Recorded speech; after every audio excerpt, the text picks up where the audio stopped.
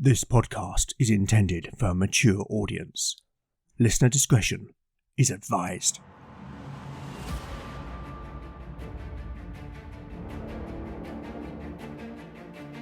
Welcome back to Legend of the Bones. Following in the footsteps of giants, Legend of the Bones is a chimera. A mix of old-school tabletop RPG and dark fantasy storytelling.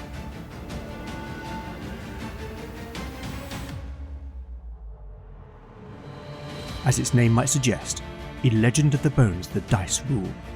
There'll be no rerolls, no fudging the dice, no metacurrency. The roll of the bones will determine the character's destiny, and no one will be spared their fate. None shall escape the destiny of bone.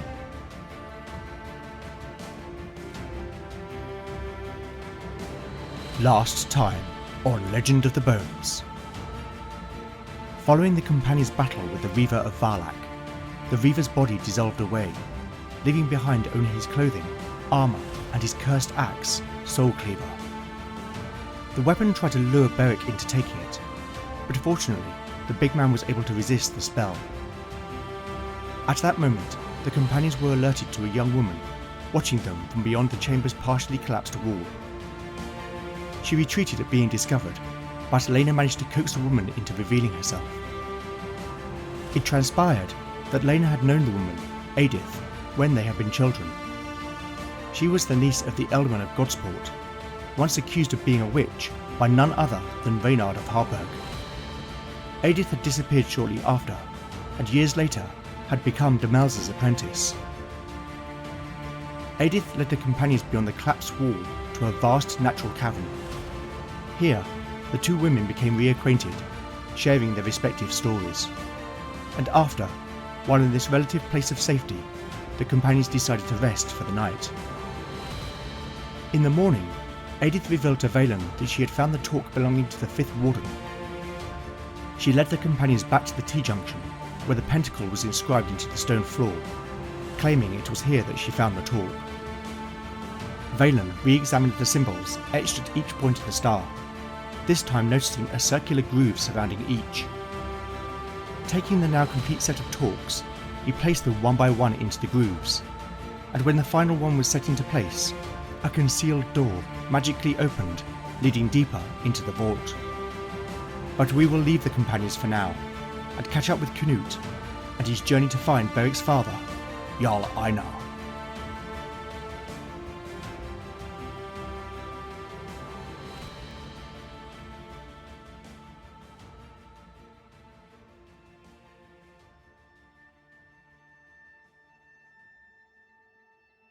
Chapter 64, Part 1. Day 62, Late Morning. Party status: Canute, 40 out of 40 hit points. Arn, 39 out of 39 hit points. Raven, 32 out of 32 hit points. The Uberdrache cut gracefully through the white-tipped waves, her sleek form slicing through the water like a blade, driven ever forward by a brisk southeasterly breeze that billowed out her great square sail. Having loaded fresh barrels of salted herring, bread and ale, the crew had made sail shortly after the 9th bell. Arn had successfully recruited 3 new hands to join the crew, and though they were not hardened warriors, it was clear from their calloused hands and steady feet that the young men had experience at sea, and for now, that was all that Canute needed. The Skarne warlord stood atop the steering platform, the high sun warming his back, his blonde hair whipping around his face in the downwind. A broad, satisfied grin played across his lips. Not only was he most at home at sea, but the gods had blessed them with almost perfect sailing conditions. The Northman surveyed the ship, watching the same quiet contentment in the faces of his crew. With no need for oars, the men were mostly left to their own devices, some taking advantage of the lull to tend to mundane tasks. A few were making repairs, others sharpened the edges of weapons or mended the links of their mail, A handful busied themselves with bailing out water when needed. Still, beneath every action was a shared truth. That this was what each man lived for. The freedom of the Whale Road. They had earned this brief reprieve, Canute mused solemnly.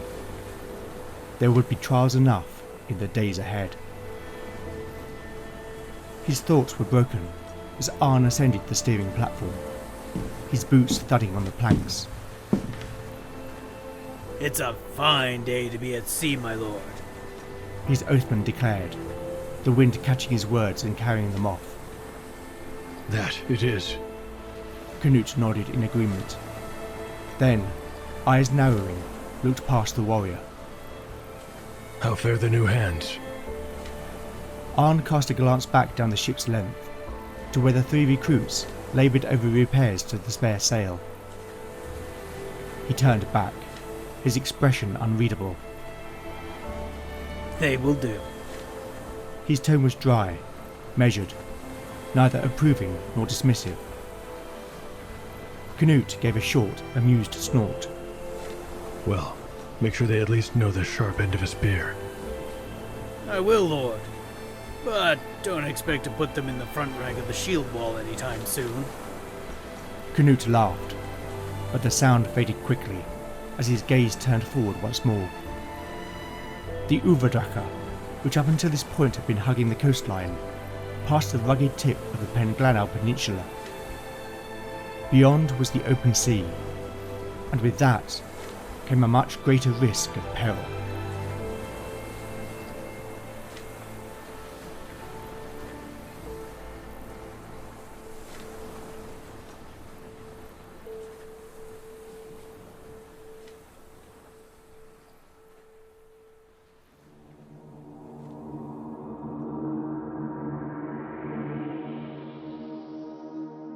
The journey to the nearest point of Llanrhys is around 200 miles. Having done a little research into the speed and construction of different longships, under good conditions, the smaller Snekker type, like the Uvadraka, can travel around 80 miles in a 12-hour period. With Canute and Ravin sharing duties at the helm, they can also travel through the night. So all being well, the journey should take 2 days. Off mic, I already rolled for weather and wind direction for day 62. But what about losing direction? Back in episode 58, we heard how Ravin, Canute's second, was a particularly capable navigator. Therefore, I will rule that there is just a 1 in 6 chance that the Uvadraka will drift off course. A 6, so no. Stumble upon. 10, nothing. Wandering encounter. A 3, no encounter. Day 63, weather. A 2! That is not good news. According to my weather table, that indicates a storm. Clearly this is going to have a much bigger impact for characters at sea, but I'll come to that in a moment. Let's finish the rolls for day 63. Wind direction. 6. That's southwest. Well, that does make sense. The prevailing weather systems in this part of my world do come from that direction. Stumble upon. A 1! Oh no, that indicates something very bad. Can this day get any worse for the Skarne? What about a wandering encounter? A 2. Well, of course there had to be one. Before I get to that, according to the basic expert rules, ships in a storm can avoid damage if they sail with the wind, effectively riding the edge of the storm. However, in doing so, the ship travels 3 times its movement rate, and if the ship hits land as a result, then it will be wrecked. Given his and Ravin's knowledge of these waters, I think this is a risk that Canute would take. The storm will rage for 4d6 hours. 13. Okay, so the Skarne will be blown 340 miles northeast. Let me just consult my wider world map and do some calculations. Back in a minute.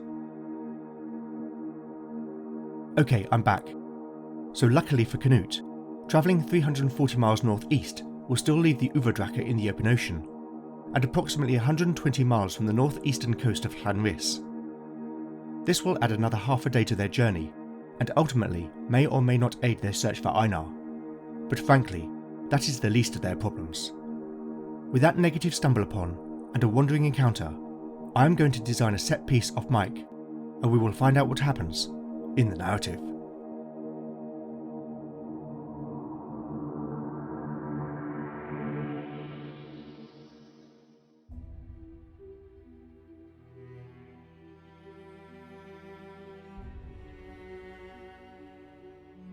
Chapter 64, Part 2, Day 63, Dawn.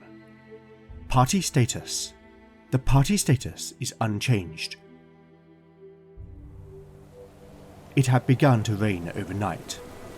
A few hesitant drops at first, as the wind shifted with a restless moan to the southwest. But by the grey light of dawn, the downpour had settled into a steady, relentless rhythm, drumming against the deck and pooling in the spaces between the Uberdracker's row benches. The crew had rigged an oil-soaked sheet across the ship's midsection, its edges flapping vigorously in the wind, taking turns beneath it for a brief reprieve from the elements. Yet even so, with the sail furled and the storm swelling around them, all hands were either rowing or bailing, and every man aboard was soaked to the bone, their clothes clinging coldly to their skin. Wet hair plastered in tangled strands across his brow, Canute moved purposefully through the rising puddles, boots splashing as he passed among the crew, offering words of encouragement as he went. His eyes fixed on the steering platform ahead, where Raven stood braced against the helm. The old warrior's weather-beaten face was drawn into a grim scowl, jaw clenched, the muscles in his arm taut as he fought against the growing resistance of the sea. Canute climbed up beside Raven, the wind throwing a fine spray against his face. To the west, a wall of rolling black clouds twisted and surged across the horizon, moving in their direction with ominous speed. "We cannot fight against this, Lord!" Raven shouted, but the wind tore the words from his lips almost as soon as they had left his mouth. Just then, a jagged fork of lightning split the sky to the west, followed by a deafening clap of thunder that rattled the timbers beneath their feet. Aye! Canute bellowed back, squinting into the stinging rain that lashed across his face. Get the men to hoist the sail! He commanded decisively, seizing the steering oar from Raven with both hands. We must ride the storm! Raven leapt down from the platform, his voice rising above the din as he barked orders to the men. The crew moved quickly, stowing the oars and working to lower the Uberdracker's heavy sail. Canute, meanwhile, pulled hard on the steering oar, turning the ship to starboard until she sat downwind of the tempest. The moment the sail unfurled, the wind caught it with a deep, resonant snap, billowing it outward and sending a shudder through the ship as she leapt forward. The prow sliced through the ever-growing waves, just as the sky flashed once more. The sea surged and writhed beneath them, waves towering 20 feet or more into the air, rocking the ship violently, yet still she surged forward, the wind now her ally to escape the fury of the storm. Raven bellowed orders until his voice was hoarse, roar from the shouting above the roar and wind of the water. Frantically the crew fought on, their lives depending on it, endlessly bailing seawater as wave after punishing wave crashed over the hull. The Uberdracker groaned beneath the onslaught, her strakes shivering under the weight of the sea. Canute's muscles screamed with the effort of keeping the vessel steady, his arms locked around the great steering oar, every sinew burning with the strain of resisting the sea's relentless pull. He clenched his jaw and pushed through the pain. There was no room for weakness, not now. His hand brushed against the brooch given to him by Lena, and the memory of her voice suddenly echoed in his mind. I have given this brooch the blessing of Havra, that he may protect you on your voyage. He clasped the brooch with his fingers, praying to the ancestors that the cleric's blessing had the power to save them. His eyes swept the ship, tracking the men as they toiled against the storm's fury. He caught sight of Arn. The warrior was wrestling with the length of rigging that had torn loose, wrapping it around his forearms and anchoring it with practiced hands. Then, without warning, a massive wave reared up and curled over the ship, crashing down with thunderous force. Arn vanished beneath the torrent. Canute's heart lurched. For a terrible moment, he feared the sea had claimed his friend, dragging him to a cold, nameless grave beneath the waves. But then, through the sheets of rain and spray, Arn burst back into view, grinning like a madman. That wild grin spoke words a man could not, that a man never feels more alive than when death is his close companion. These were not common men. They were Skarne, sailors of the Whale Road. Every man aboard had sworn an oath to Canute, to follow him, no matter the cost, to whatever fate the gods rolled in their game of dice. Yet oath or no, he bore responsibility for each of them. He was their lord, their ring giver, their silver giver. His choices bore weight, not only of honour or shame, but of life or death. And if they were to die, then it must make them worthy of Valhall, as not be in vain. The hours dragged on, indistinct from the chaos of wind, sea and rain. Still the storm howled, its fury unrelenting, until at last it began to loosen its grip.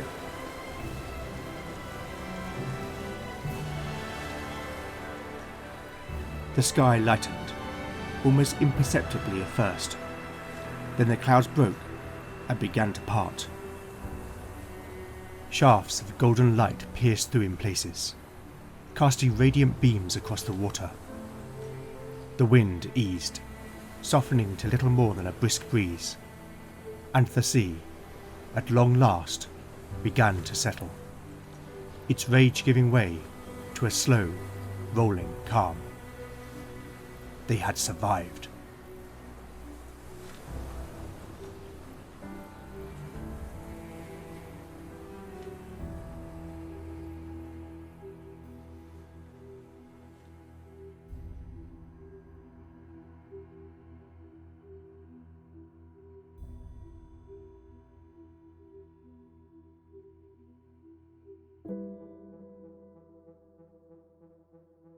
Chapter 64, Part 3, Day 63, Late Afternoon.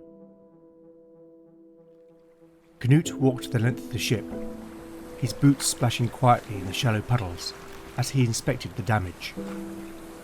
The deck creaked beneath him, water dripping from the rigging in steady rhythm.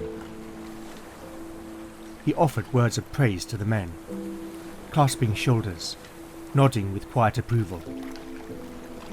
Miraculously, not a single soul had been lost to the sea. The Uberdrache bore only minor wounds, some frayed lines, a few snapped ropes, cracked wood here and there, but her bones were sound. He ordered a barrel of ale to be opened, and the crew gathered eagerly. Laughter returned once more to the deck. They passed around cups, swapping stories of the storm, each tale more heroic than the last. The scent of ale mixed with that of damp wool and seaweed. They were tired, and they were wet, but against all odds, they had triumphed. Canute drained his own cup and chuckled.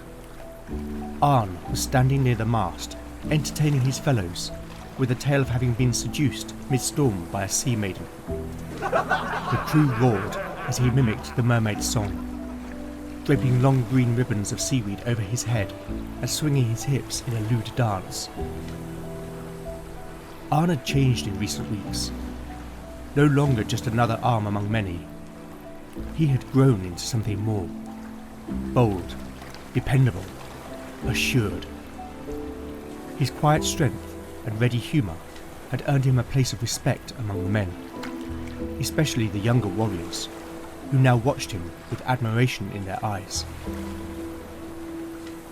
Canute filled another cup and made his way back to the steering platform, where Raven stood with the oar in hand, guiding the ship's course with his usual stoic calm. Canute offered the cup in silent thanks, and received the oar in return. He gestured with his chin towards Arn's performance. Your nephew spins quite the tale, he observed with a grin. Raven gave a short, amused snort. His father was just the same. His voice was thick with memory. Eric, Arn's father, had died the same day as Jarl Harold, Canute's own father. I remember. Canute replied, his tone quieter now. How far do you think we've been blown off course? He asked, shifting the subject. Many hundreds of miles. Raven answered, without hesitation, his eyes scanning the horizon. But since we have never known precisely where Einar is, it may matter not. Before Canute could respond, the ship jolted violently with a thunderous crash. The sound of splintering wood split the air, and the Uberdracker suddenly lurched sideways, hurling men from their feet. Shouts of confusion turned to cries of terror as several immense arms, thick and lined with pink suckers, rose dripping from the water, groping blindly at the air above their heads, else wrapping themselves around parts of the ship. One coiled around a shield post, another snapped an oar clean in two. The sea boiled where something monstrous moved beneath. The crew scrambled to their feet, reaching for spears, axes and shields. The laughter was gone. Only fear remained. Canute stood frozen for a heartbeat, watching in mounting horror as a monstrous form rose from the depths. Its skin, reddish pink, glistened under the sun, and from beneath the root of those suckered arms, a beaked maw gaped wide, with nightmarish hunger.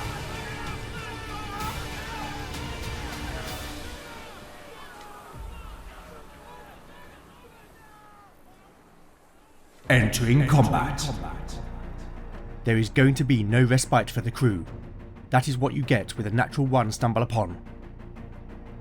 The Uberdracker has been set upon by a giant squid. But not just any giant squid. This is a kraken, a terrifying monster from Norse myth. Its body is 40 feet long, its 8 suckered arms are the same again, and its 2 barbed tentacles are 80 feet in length. Whilst the AD&D Monster Manual does have a listing for a kraken, how it is described does not quite fit with what I have in mind. Therefore, I have adapted the giant squid monster profile from the BX rules and made it a far more formidable encounter. The kraken is a 20 hit dice monster with an ascending armor class of 14. It gets a plus 13 to attack. However, because its appendages will be effectively attacking blind, I will apply a -4 penalty, reducing the attack bonus to 9.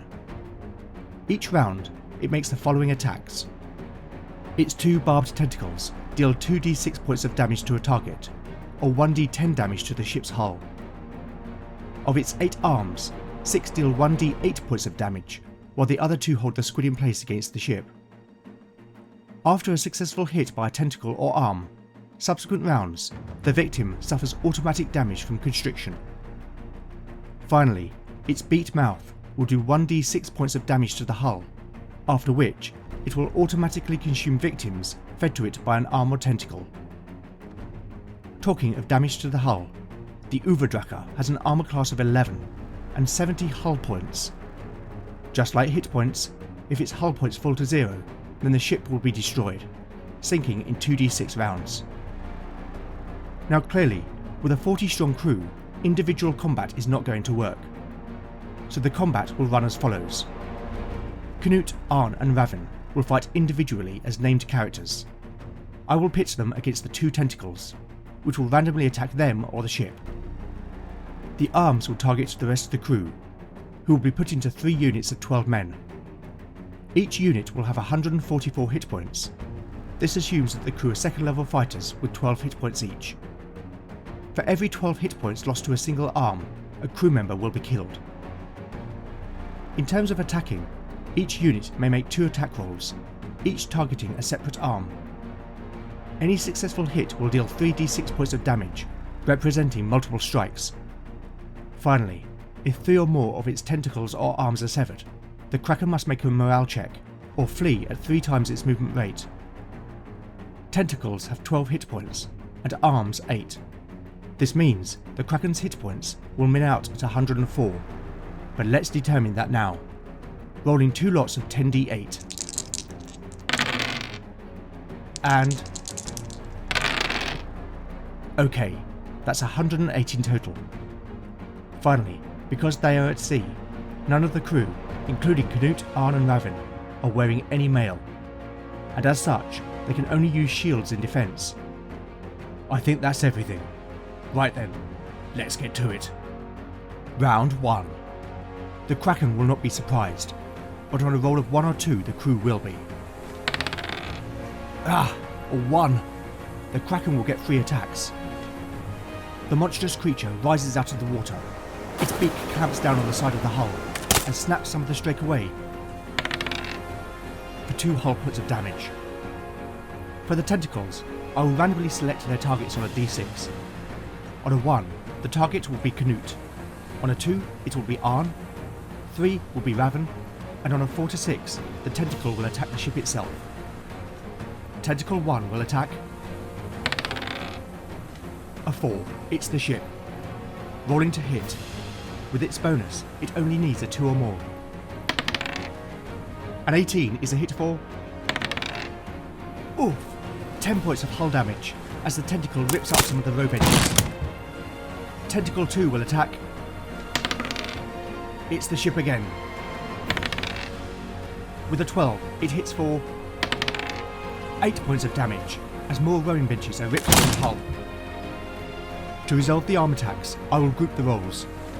Firstly, arms 1 and 2 will target crew unit 1, needing just a 2 or more to hit.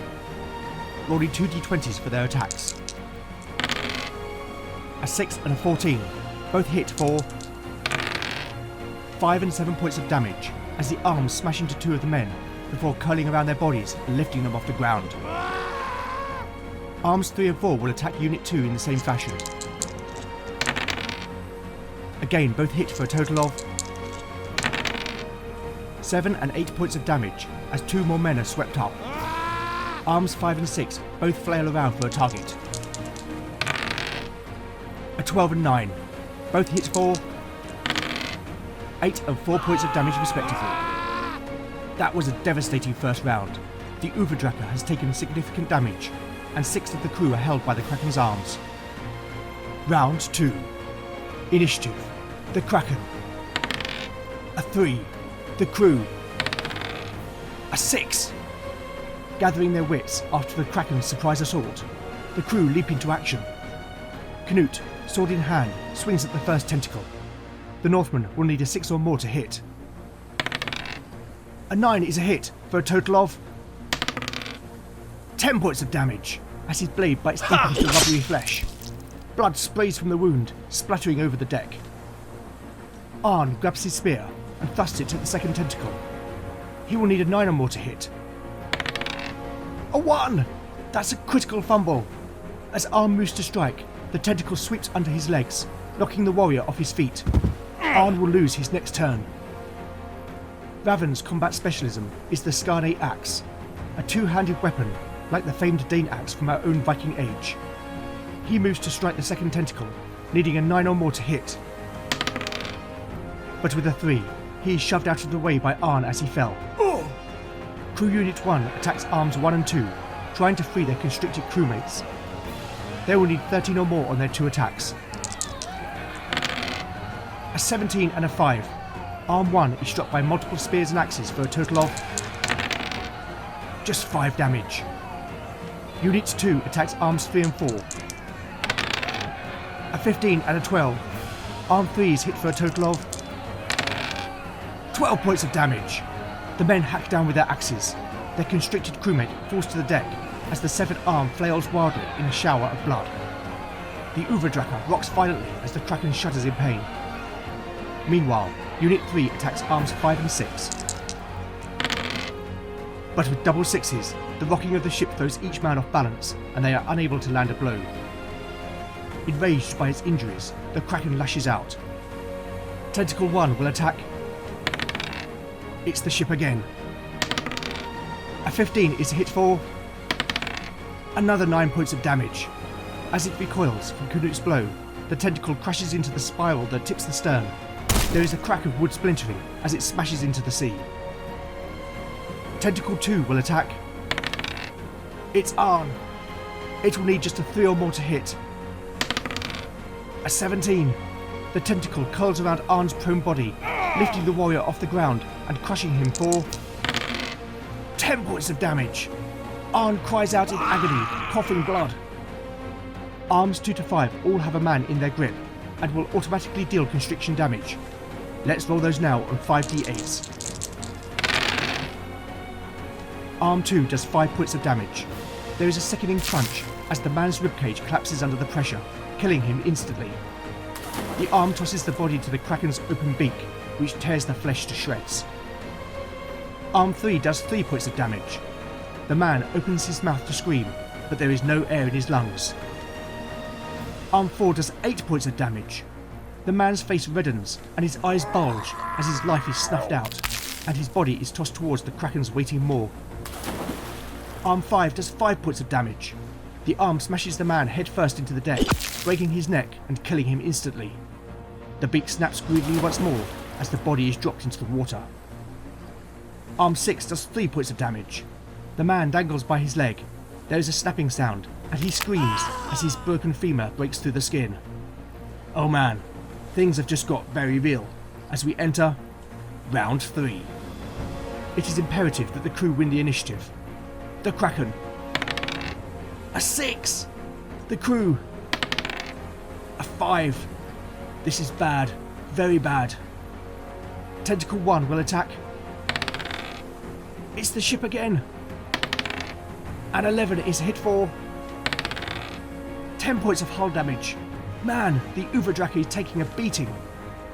Canute dodges to the side as the tentacle smashes into the deck, splintering strakes.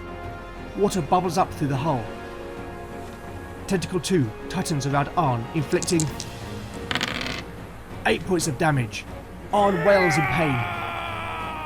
Arms 3 and 6 crush their victims for an automatic 2 and 3 points respectively, killing both men in the process before tossing their bodies towards the waiting beak.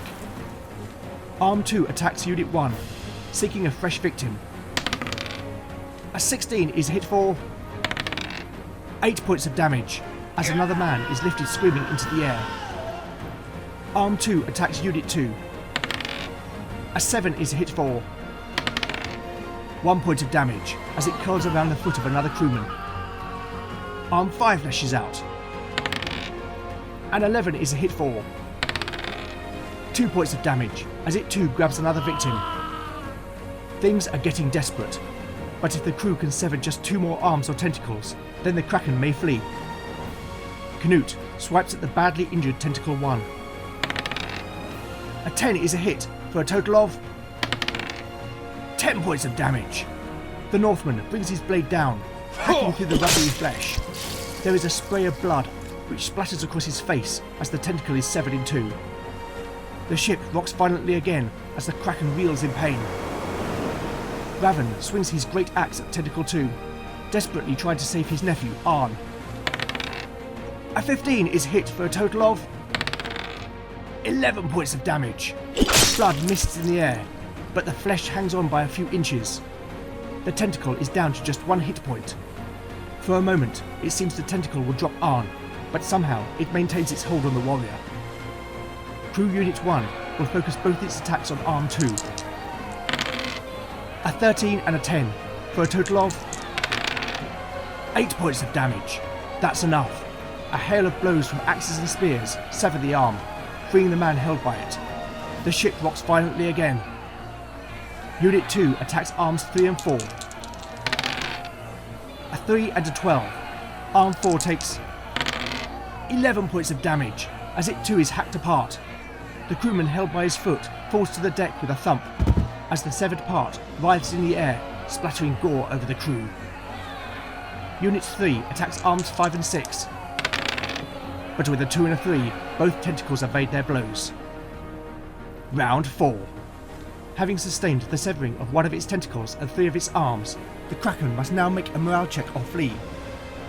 The Kraken must roll a 7 or less to remain in the fight. An 8. Okay, it will flee, but the question remains, will the Kraken drop Arn and the other crew member still in its grasp before it flees, or will it drag them away? I will roll a save versus paralysis for Arn and the crewman to see whether they are released. The crewman must roll a 14 or more to escape. A 15. The crewman is dropped as the arm recoils, the squid needing its arms to swim away. Arn must roll a 12 or more to escape. An 11. Arn manages to free his arm, but cannot escape. This is not good. The only chance Arn has is if the crew can win the initiative and land a blow. Initiative. The Kraken. A 2.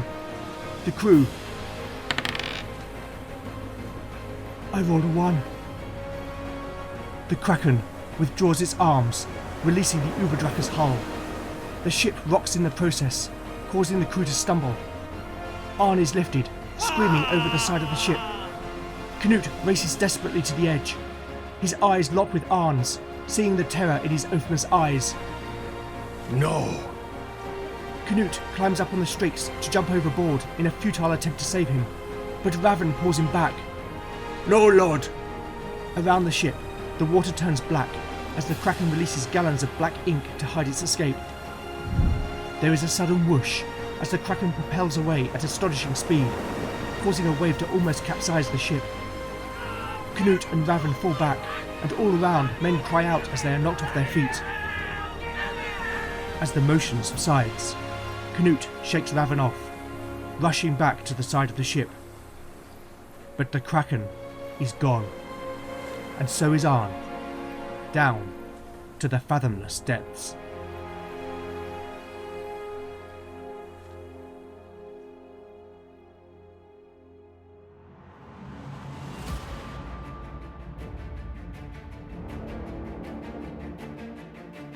Thank you for listening to Legend of the Bones. As this was a longer episode, I'll keep things brief. As always, where would I be without my amazing cast of voice talent? Returning to the show, in the role of Arn, is Brian C. Rideout. Brian is a game designer, podcaster and producer, whose shows, Transreal News and Swords Against Madness, are 2 of my favourites.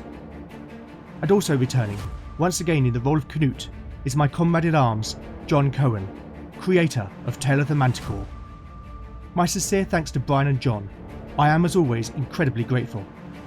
I'll put these awesome guys' links in the show notes. Finally, I'd love to know what you think of the show, and I do respond to every message I receive. So with that in mind, you can contact me on X at LegendBones, Blue Sky at LegendBones, Mastodon at LegendBones, at ttrpg-hangout.social, Instagram at LegendOfTheBones, email at legendofthebones@gmail.com, or go to legendofthebones.blogspot.com for show notes, house rules, character profiles, art, maps and more.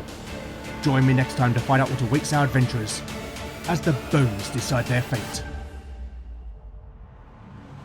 None shall escape the destiny of bone.